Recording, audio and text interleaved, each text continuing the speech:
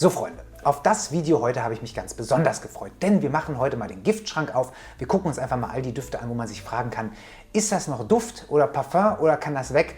Ist das überhaupt tragbar? Was soll das Ganze? Wer will das? Wer braucht das? Warum gibt es das? Die verrücktesten Düfte, die ich so im Schrank stehen habe. Und damit würde ich sagen, herzlich willkommen zu diesem neuen Video. Schön, dass ihr wieder da seid. Ich hoffe, es geht euch gut. Wie gesagt, meine Laune ist bestens, denn ich habe so richtig krank Bock auf dieses Video. Es sind sogar mehr als 10 Düfte. Ich habe einfach, glaube ich, eine ganze Menge Quatsch im Schrank. Und wir fangen an mit dem ersten Duft und das ist der Quirtis von Arèche Le Doré. Warum ist der jetzt hier in dieser Liste? Das kann ich euch gerne erzählen. Also zum einen ist das natürlich ein Duft, den ich sehr, sehr selten zeige. Das hat zwei Gründe. Zum einen, weil da echte Animalics drin sind, also es ist kein veganer Duft und ich stehe dem Ganzen sehr kritisch gegenüber, bin ich ganz ehrlich. Ich habe den Duft nicht neu gekauft, ich habe den damals gebraucht gekauft, im Souk. Und das zweite ist, warum ich das immer ungern zeige, weil diese Dinger halt, du kriegst sie nirgendwo, ne? Also da gibt es dann halt ein Batch voll und wenn das weg ist, ist es weg. Warum zeige ich den jetzt trotzdem? Ich finde den einfach unfassbar gut, leider. Ich sage wirklich leider. Ich wünschte mir, ich fände den nicht so gut. Das ist ein extrem animalischer Duft, wenn man auf die Noten guckt und ein überraschend tragbarer Duft, wenn man ihn aufsprüht. Ich finde vor allen Dingen auch diese Wacholderbeere ist sehr präsent, die hier in dem Duft mit drin ist. Man hat aber so viele andere Sachen. Man hat zig verschiedene Arten von Bibergeil. Man hat irgendwie russisches und amerikanisches Bibergeil und kanadisches Bibergeil. Man hat Kreuzkümmel, man hat Birkenteer, Vanille, noch mehr Teer, Eichenmoos, Manipur-Oud. Ihr seht schon, in welche Richtung das geht. Und der kriegt aber trotzdem, auch wenn er am Anfang so ein bisschen so einen medizinisch-balsamischen Start hat mit dieser prominenten Wacholderbeere, einfach einen schönen vanilligen Duft, gerade in der Basis, der dieses Oud wunderbar eingebunden hat und der auch eine Animalik hat, die aber nicht unangenehm oder abstoßend ist. Also man riecht immer wieder an diesem Duft und denkt sich, boah, das ist wirklich ein toller Duft. Wie gesagt, die Verfügbarkeit und auch so, was das Ethische rund um dieses Parfum angeht, ist streitbar. Aber wenn man über, ich sage jetzt mal, ausgefallene, verrückte Düfte redet, muss man den nennen. Der zweite in dieser Reihe ist der Shaman von Anomalia. Ich glaube, das ist eine Marke, die kennt kaum jemand. Und das ist sehr, sehr schade. Hier haben wir einen Duft, wenn man da auf die Noten guckt, würde man auch nicht erwarten, was man hier im Endeffekt bekommt. Es ist ein Duft mit Seerose, Magnolie, Leder, auch wieder nach Wacholderbeere, Leder, Guayacolz und Iris. Und jetzt wird man ja denken, okay, vielleicht hat man was Ledriges, Pudriges, man hat so eine Wacholderbeernote und so. Nee, hat man nicht. Hat man einfach nicht. Hat man wirklich einfach nicht. Dieses Teil riecht wirklich, als hättest du verfickten Rauch destilliert und in eine Flasche gefüllt. Und da sind wir an einem Punkt. Ist es tragbar? I don't know. Also das Teil ist so radikal rauchig, ledrig. Es hat diese Wacholdernote, aber die ist eher, also die ist so überlagert von dem ganzen Rauch. Die kommt da so ein bisschen durch, aber also da ist wirklich Hopfen und Malz verloren bei dem Ding. Ich habe den gekauft, weil ich davon eine Probe hatte. Jetzt frage ich mich, brauche ich den ganzen Flakon? Jetzt habe ich ihn. Ich trage das Ding schon ganz gerne. Gerade so zu Hause, ne, wenn man mal so selber irgendwas Experimentelles probieren will oder wenn es draußen eisekalt ist, ne, dann kann man das mal machen. Aber das Teil, also da trifft der Name Anomalia. Ich finde das krass, dass eine Marke neu rauskommt auf den Markt, die so mutig ist. Also von daher, wenn ihr da Bock drauf habt, euch sowas mal reinzufahren, wirklich Rauch im Flakon, gebt euch mal den Shaman, den alten Schamanen, der kann was. Der nächste Duft kommt von Miguel Matos und zwar von Miguel Matos selbst und das ist der Berlin oder Berlin. Die Geschichte dahinter, klar, Miguel Matos ist da so ein bisschen durch die ganzen Clubs geturnt, ne, und wollte dann so olfaktorisch diese Clubnächte einfangen. Da muss man natürlich immer irgendwie an den Sadonaso denken. Irgendwie ist es so ein Thema, ne, unter Parfümeuren. Die finden irgendwie diese ganze Rave-Culture, finden die irgendwie geil. Und witzigerweise, als ich die Noten damals gelesen habe, habe ich was ganz anderes erwartet, weil der geht richtig so ein bisschen in die Richtung von diesem Blackout von Rito. Der hat auch sowas in der Art. Vielleicht liegt es auch daran, dass hier tatsächlich auch so animalische Noten und auch Oud mit drin ist.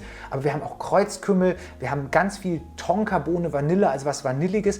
Und drumherum hat man aber auch so Noten, die eher, ja, ich sag mal, unpassend wirken könnten. So eine Bergamotte zum Beispiel. Und das stimmt, wenn man den aufsprüht, hat der erstmal so was zitrisch-animalisches und kriegt dann so was süß-animalisches, auch durch den Kreuzkümmel, durch diese Rauchnoten, die da drin sind, hat was bisschen was Salziges durch Ambra. Das ist so ein bisschen was wahrscheinlich so für den Schweiß stehen soll, aber es riecht nicht nach Schweiß. Es hat eher so eine Salznote und der entwickelt sich auch auf der Haut toll.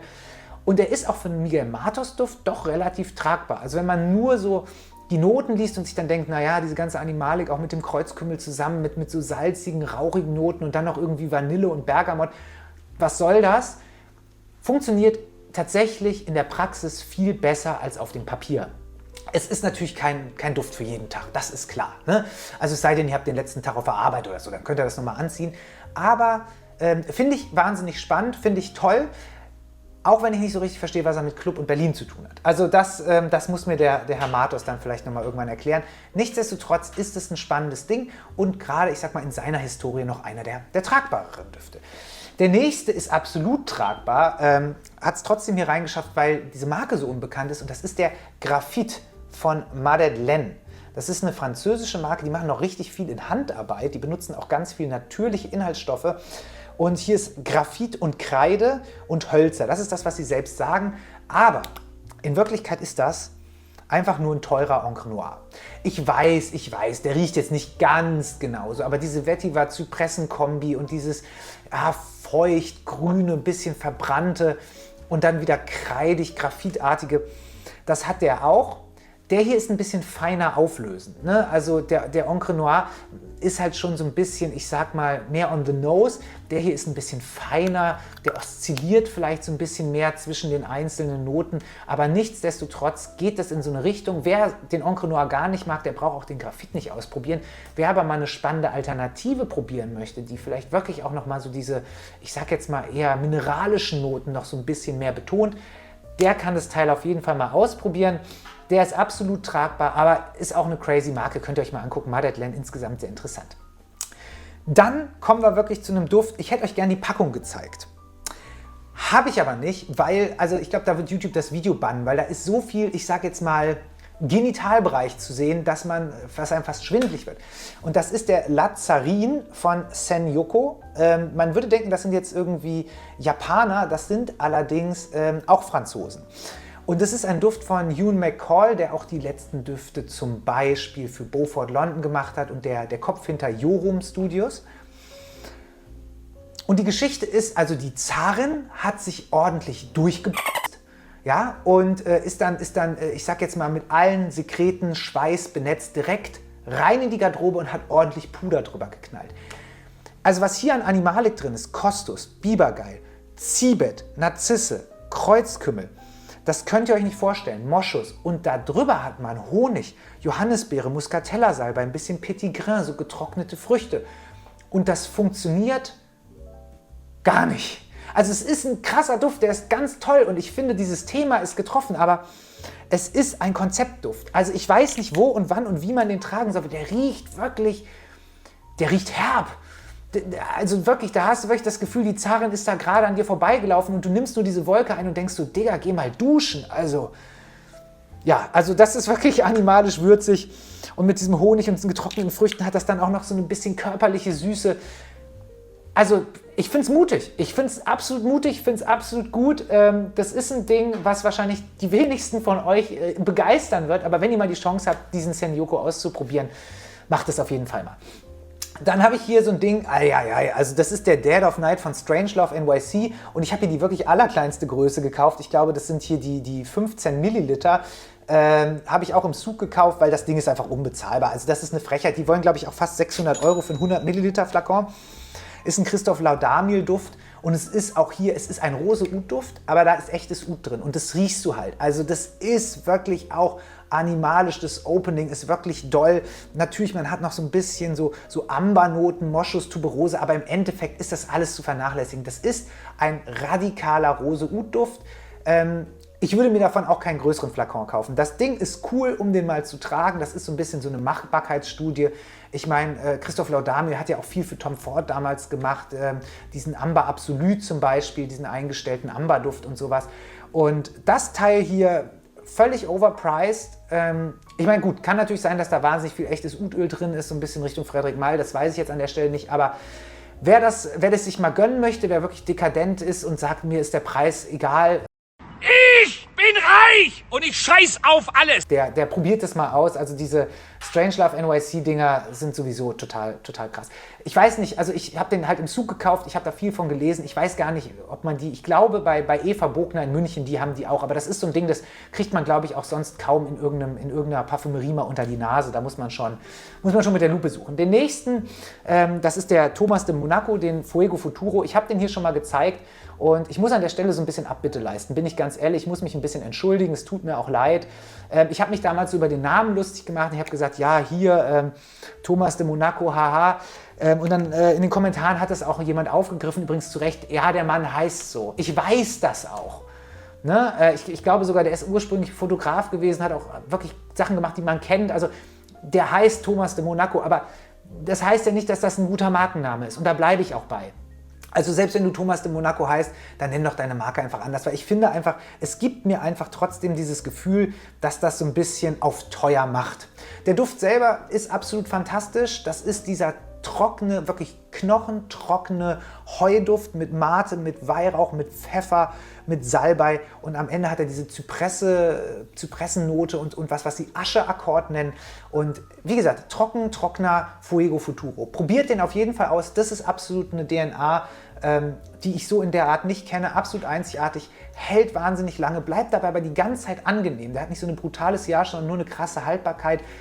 Ich kann nicht sagen, wie gern ich diesen Duft trage. Ich will auch noch mal ein Video machen über die Düfte, die ich im Moment am meisten trage und da würde der auf jeden Fall auch vorkommen. Jetzt haben wir nochmal Miguel Matos, allerdings diesmal hat er den Duft gemacht für Assmann Perfumes und das ist der Killer Vavoom. Falls sich der eine oder andere fragt, ja, das ist noch der alte Flakon. Mittlerweile haben die einen, also ich glaube, der Flakon sieht immer noch so aus, aber die haben eine neue Box und die haben so eine goldene Kappe. Die haben nicht mehr dieses schwarze Plastikding hier, was auch echt nicht so geil ist, bin ich ganz ehrlich. Das haben die jetzt mit so Gold und aus Metall gemacht. Der Duft ist unfassbar. Also es ist ein Lederduft mit Pflaume und Schokolade. Und Schokolade in Düften kann man drüber streiten, Pflaume in Düften kann man drüber streiten. Aber das, hier hat man so einen süßen Pflaumenlikör und diese Schokolade mit diesen Leder- und Osmanthusnoten. Ich weiß nicht, ob ihr diese Rosinen kennt, so in Schokolade. Ist ja so eine ich sag jetzt mal, Großelternsüßigkeit. Zusammen mit diesen Moschus, Patchouli, Ambernoten. Auch hier, Iris, Jasmin, das ist alles vernachlässigbar. Wirklich pudrig wird hier nichts. Hier steht wirklich diese Pflaumen-, Schokoladen-, Ledernote im Fokus. Der wird so ein bisschen blumiger im Verlauf. Aber das Opening zieht sich ziemlich durch. Was nicht heißt, dass der linear ist, aber das bleibt halt einfach präsent bestehen. Also, ja, wirklich. Also wenn ihr einen abgefahrenen Duft sucht, der absolut tragbar ist und trotzdem völlig wilde Noten hat, also auch hier ein tragbarer Matos, ist der Killer Vavoom. Jetzt kommen wir zum Duft, wo das Thema Tragbarkeit schon schwerer wird. Wir gehen zu dem Unum von Filippo Soccinelli. Ihr seht es oben, ne? Dieses Blut, was da den Flakon runterläuft oder an dem Deckel, das ist der But Not Today. Und es liegt daran, dass dieser Duft einer Szene aus Das Schweigende Lämmer ja nicht nachempfunden ist, aber davon inspiriert ist, wo Hannibal Lecter dann auf die Protagonistin, ich habe ihren Namen, Claire, ich glaube Claire heißt sie, und ihr dann erzählt, welches Parfum oder welche Hautcreme, welche Pflegeprodukte sie so benutzt und sagt dann halt so, but not today. Also er riecht, dass sie heute diese ganzen Pflegeprodukte nicht trägt, der hat ja diese ganz feine Nase und deswegen heißt dieser Duft hier but not today und der soll tatsächlich Blut und Animalik nachempfinden. Nach Blut weiß ich nicht, aber so was Metallisches hat er definitiv. Und wir haben auch ganz abgefahrene Noten, also Sachen, die selten in Parfums sind. Also wir haben Artemisia, wir haben Kalmus, wir haben Rosmarin, Angelika, Galbanum, Eichenmoos, Zitrone, Lavendel und auch ein Holz, das heißt Cascaria. Habe ich noch nie in einem Duft gelesen, aber vor allem Dingen, da ist auch irgendwas Animalisches drin. Das ist hier nicht gelistet, aber da ist garantiert auch irgendwas Bibergeil-mäßiges drin. Das ist ein Duft. Habe ich schon mal getragen im Bus, haben sich die Leute weggesetzt. Vielleicht wegen des Duftes, vielleicht aus anderen Gründen. Ich tippe auf den But Not Today. Also das ist ein Ding, was soll ich sagen, Freunde? Ich finde den trotzdem großartig. Ich finde das so schade, dass ich kaum eine Gelegenheit habe, den zu tragen. Aber ich sag mal so, der wird von den wenigsten Leuten geliebt. Wenn ihr Bock habt, wirklich mal was ganz Krasses auszuprobieren, was wirklich die Nase herausfordert, dann den. But not today. Dann haben wir noch einen, den von Adi Alevan. Das ist dieser Elixir de Muskel, Leaves in the Wind heißt der. Und soweit ich weiß, da gibt es auch eine Geschichte hinter, geht es irgendwie auch um den Krieg und um Partisanen und Kampf gegen den Kommunismus und Schlag mich tot. ist ja klar, ne? Der kommt ja aus Rumänien und das ist so diese ganze UdSSR-Vergangenheit, spielt hier in diesem Duft auch eine Rolle. Und was ich krass finde, ist, das könnte auch ein Soccinelli-Duft sein, der ist sehr weihrauchig, hat natürlich auch so animalische Noten, ist auch Zibet und Bibergeil drin, hält sich aber so ein bisschen im Hintergrund. Er hat so ein bisschen was Asig-Süßes, aber auch so Fenchelsamen, rauchige Noten, Tabak, Amber, Lavendel, Oud. Und ich muss sagen, hauptsächlich ist für mich dieser Weihrauch präsent. Wie gesagt, so ganz leicht diese Animalik, aber eher in eine süße Richtung. Also nicht so sehr streng, sondern das, was ich gerade meinte, das hat so ein bisschen was Asiges eher. Und dann gibt es was, das nennen sie, glaube ich, Staub. Und das stimmt tatsächlich. Der hat sowas von altem Dachboden. Das ist ein absolut toller Duft, der im Herbst wahnsinnig gut funktioniert. Auch hier, Adi Alevan. Ich stelle das ungern vor, weil die Verfügbarkeit so limitiert ist. Ne? Also man kriegt diese Dinger halt einfach immer nicht. Ihr könnt mal gucken, wenn das auf der Website ausverkauft ist, es gibt einen Laden in sag schnell, Spanien. Daring Light heißen die. Die haben oft auch noch Adi Alevan Düfte, wenn das im Online-Shop ausverkauft ist. Also die haben da irgendwie so einen Exklusivvertrag mit ihm und die dürfen diese Düfte auch vertreiben. Ein gewisses Kontingent geht immer an die. Also wenn der Shop leer ist, guckt mal bei Daring Light. Da habe ich den zum Beispiel auch gekauft. Dann haben wir als nächstes, ich habe es ja gerade schon mal angesprochen, die Jorum Studios, also Ewan McCall. Und das ist der, ich hoffe, man spricht es richtig aus, Asker aus der Mainland-Reihe. Und da wird so ein bisschen die schottische Natur, Ewan McCall ist Schotte, nachgebildet. Und es gelingt hier so unfassbar gut. Also wer diese Salzwiesen in Schottland kennt, die immer so regelmäßig vom Meer überspült werden, all das hat man. Man hat hier Salz, Ulme. Ich lese das jetzt wirklich mal vor, weil die Noten, man kann die alle rausriechen. Tatsächlich irisches Moos, also Irish Moos, Sichuan-Pfeffer, Ambra, Angelika, Asche, Atlaszeder, Elemiharz, Galbanum, Iris, Kalmus, Kamille, Kopalharz, Treibholz, Vetiver, Papyrus, Waldmeister, Heu. Und wer bei der Duftpyramide jetzt noch nicht sagt, okay, das Ding muss ich dringend testen, der lasst sich gesagt sein, das ist, ich glaube gerade so im Frühling, dieses extrem salzige, ohne dass das Ding jetzt aquatisch wird, mit diesen ganzen würzigen Noten, auch den holzigen Akzenten und diesen kräutrigen grünen Noten, ohne dass das so eine Rasierwassernote bekommt. Ne? Also oft ist ja, wenn sowas so moosig ist, auch so mit Eichenmus, kriegt das schnell so ein bisschen so einen oldschooligen Fougère-Twist. Das hat der wirklich gar nicht. Hier steht wirklich dieses Salz und dieses Holz und diese karge Landschaft, dieses vom Wind zerklüftete total im Vordergrund. Das ist einfach ein toller Duft, das muss ich euch an der Stelle einfach sagen. Jetzt merke ich gerade, wir sind hier schon durch. Wobei reicht ja auch, ne? Wir haben hier fast die 20 Minuten geknackt und wir sind über 10 Düfte.